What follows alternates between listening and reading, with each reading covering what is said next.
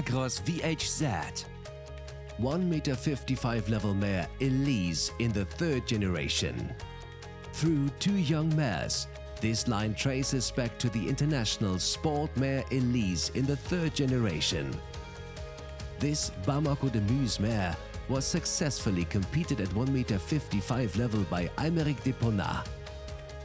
This dam line has also produced 1.50 m and 160 level horses such as Olivier de Muse N, I Am Moorhoeve's Princess Z, and Nero de Simeye N.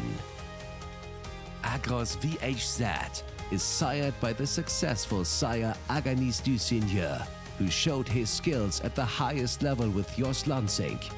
Aganix du Seigneur is established himself as a first-class breeding stallion.